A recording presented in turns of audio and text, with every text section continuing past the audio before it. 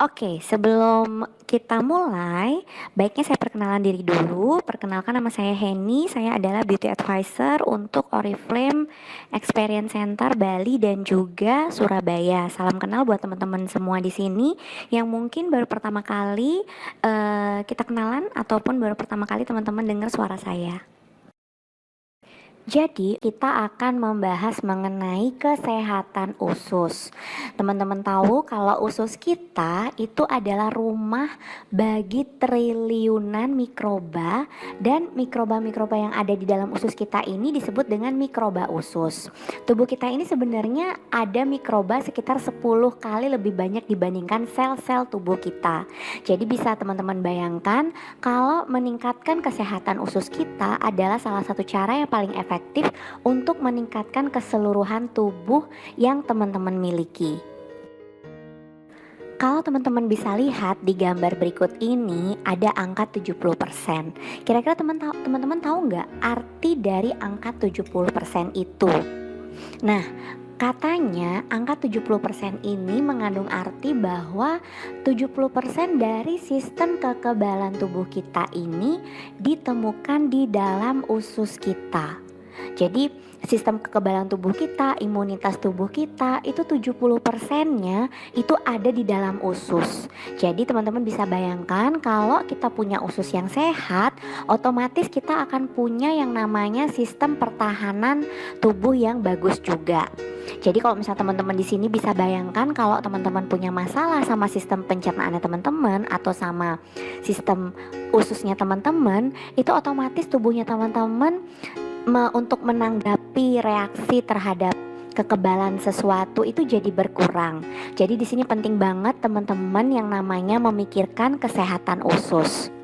Kemudian, apa aja sih yang bisa teman-teman lakukan supaya teman-teman bisa memiliki usus yang sehat? Nah, di sini udah dijelasin juga teman-teman harus makan makanan yang bervariasi. Jadi misalnya teman-teman bisa di dalam satu piring itu ada sayurnya, kemudian ada protein, kemudian ada lemaknya, kemudian teman-teman bisa melakukan olahraga, dan olahraga yang disarankan oleh WHO itu setidaknya teman-teman minimal melakukan 30 menit aktivitas fisik atau aktivitas bergerak. Kemudian yang berikutnya menghindari stres. Nah, kalau untuk menghindari stres mungkin agak susah, tapi bisa teman-teman atasi dengan yang namanya melakukan manajemen stres. Jadi stres itu pasti, tapi bagaimana kita cara untuk memanage atau cara untuk menjaga kadar stres yang kita punya itu. Kemudian yang terakhir adalah tidur yang cukup. Nah, kalau orang dewasa itu disarankan minimal adalah 8 jam supaya tubuhnya teman-teman itu bisa meregenerasi lagi sel-sel yang baru, dan nantinya akan berdampak teman-teman bisa memiliki usus yang sehat. Kemudian di dalam usus kita itu ada yang namanya mikroba baik dan mikroba yang jahat. Jadi kalau misalnya di sini kalau misalnya kita mau memiliki mikroba yang seimbang, jadi dalam artian akan lebih banyak mikroba yang baik dan juga lebih sedikit mikroba yang jahat. Nah, di sini teman-teman penting banget memperhatikan yang namanya makanan yang teman-teman makan. Misalnya kalau teman-teman di sini mungkin ada yang lagi melakukan diet ataupun lagi mengurangi porsi makan. Nah, teman-teman di sini juga harus menjaga supaya diet yang teman-teman lakukan itu adalah diet yang sehat. Nah, diet yang nggak sehat itu yang gimana sih, Kak? Jadi kalau diet yang nggak sehat itu biasanya kita banyak makan makanan yang olahan yang banyak mengandung gula dan juga lemak jenuh. Jadi tidak dapat diserap oleh tubuh, tapi malah menumpuk dan malahan membuat mikroba yang jahat itu semakin banyak di dalam tubuh kita. Tapi sebaliknya, kalau teman-teman makan seperti buah-buahan, kemudian sayuran, gandum, kemudian makanan yang mengandung serat prebiotik, nah ini yang akan membuat peningkatan mikroba baik di dalam ususnya teman-teman. Kemudian berbicara soal serat makanan. Jadi serat makanan itu sebenarnya adalah jenis karbohidrat, dan serat makanan ini kalau kita lihat di slide itu tidak dapat dicerna oleh enzim tubuh kita. Tetapi sebaliknya serat tersebut itu dari usus kecil itu langsung menuju usus besar, di mana dia akan difermentasi oleh bakteri-bakteri yang ada di usus besar. Kalau misalnya contoh serat makanan itu sendiri bisa kita dapatkan dari buah-buahan, kemudian sayuran, kemudian kacang-kacangan atau polong-polongan, dan juga gandum utuh. Nah, dan kenapa kita perlu? Jadi serat ini fungsinya adalah untuk kesehatan usus kita tadi. Dan kalau misalnya teman-teman mau tahu, ada dua jenis serat yang ada di dalam tubuh kita. Jadi ada yang serat jenis larut air dan juga tidak larut air. Kalau yang seperti Henny bilang tadi bahwa ada dua jenis serat, yaitu serat larut dalam air dan juga serat tidak larut air. Nah, di sini bisa teman-teman lihat kalau misalnya teman-teman banyak makan makanan yang mengandung serat larut air, misalnya kacang-kacangan ataupun oat. Nah, ini akan membuat atau menimbulkan rasa kenyang di tubuhnya teman-teman itu lebih lama lagi. Karena umumnya serat yang larut dalam air ini akan lebih lambat dicerna oleh usus. Dan sebaliknya, kalau misalnya serat yang tidak larut air, misalnya teman-teman bisa dapatkan dari biji dan juga kulit buah dan sayuran, kemudian dari beras merah. Nah, ini umumnya akan meningkatkan atau membuat kinerja usus kita itu meningkat. Jadi kalau misalnya kinerja usus kita meningkat, otomatis akan menurunkan resiko sembelit atau misalnya susah buang air besar. Dan umumnya serat tidak larut air ini akan menambah massa ataupun menambah jumlah kotoran yang akan kita keluarkan dari tubuh kita. Jadi Departemen Kesehatan Indonesia itu merekomendasikan kita untuk makan minimal 30 gram serat makanan setiap hari. Jadi nggak ada rekomendasi seberapa banyak serat yang larut dalam air ataupun nggak larut dalam air yang harus kita konsumsi, tetapi setidaknya serat yang larut dalam air ataupun tidak larut dalam air itu termasuk dalam 30 gram standar minimal yang ditetapkan oleh Departemen Kesehatan itu. Jadi kalau misalnya kita bisa lihat, misalnya kalau kita perempuan, jadi misalnya kita memiliki tubuh yang ukuran kecil atau tubuh kita tidak terlalu besar. Nah, ini kita bisa konsumsi kira-kira 25 gram per harinya. Kemudian kalau misalnya untuk yang pria, misalnya karena pria umumnya tubuhnya lebih besar dari kita dan umumnya tubuh pria itu lebih unik dari perempuan. Nah, ini membutuhkan serat yang lebih banyak, yaitu 35 gram setiap hari. Nah, kira-kira kalau teman-teman di sini tahu nggak kira-kira berapa banyak sih serat yang udah kita makan rata-rata setiap hari?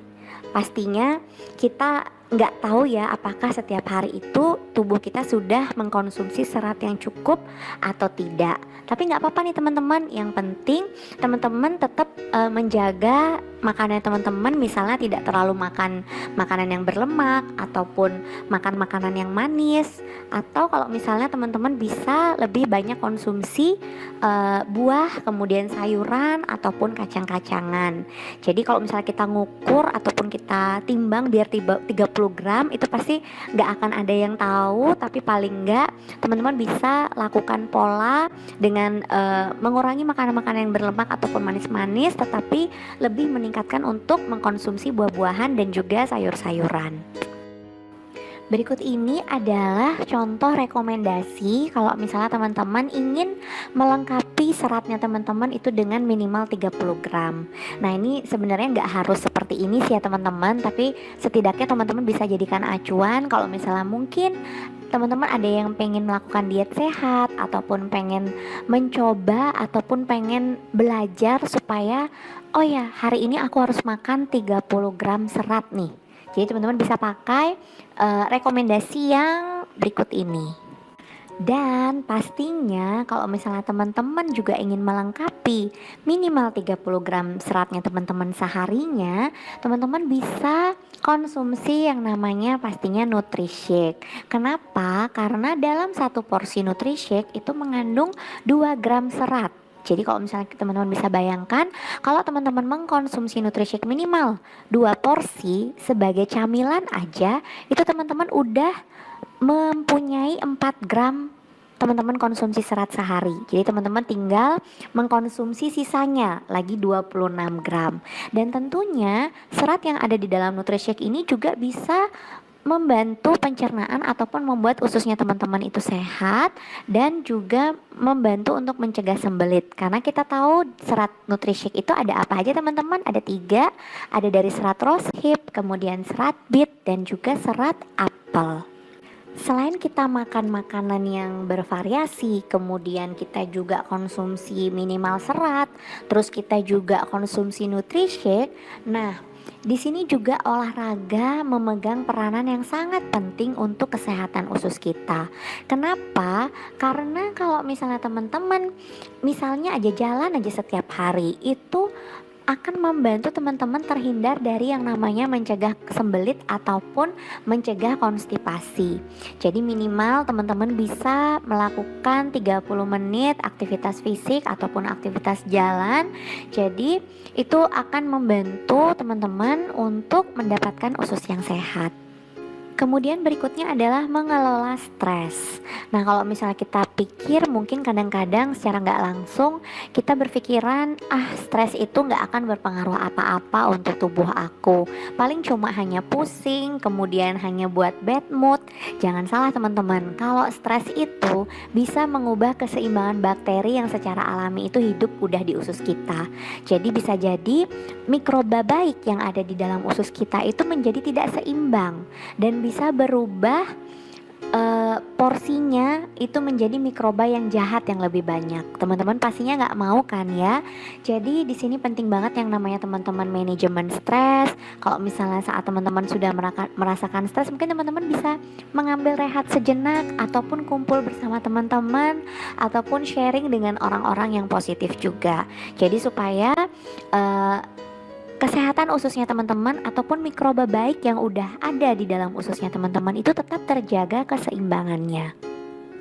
Kemudian yang terakhir adalah tidur yang cukup. Jadi di sini penting banget kita Oriflamers itu punya yang namanya kualitas tidur yang cukup. Kenapa? Kalau misalnya tidur kita udah cukup, itu balik lagi keseimbangan mikroba yang baik di dalam usus kita itu akan seimbang. Dan kalau misalnya teman-teman di sini udah jaga makanan yang bagus, kemudian teman-teman juga udah rajin olahraga, seratnya teman-teman tercukupi, tidurnya teman-teman kurang. Nah, itu juga nggak bagus ya teman-teman. Jadi semuanya teman-teman harus lakukan sedikit demi sedikit supaya ususnya teman-teman itu bisa menjadi atau bisa selalu sehat.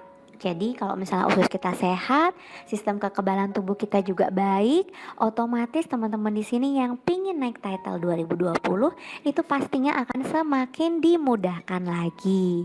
Yuk mulai hari ini kita buat janji sama diri kita masing-masing. Kalau mulai hari ini aku akan menjaga kesehatan pencernaanku atau aku akan menjaga kesehatan ususku, karena nantinya kalau ususku sudah sehat, otomatis usus atau sistem pencernaanku yang akan menjaga aku. Oke deh teman-teman,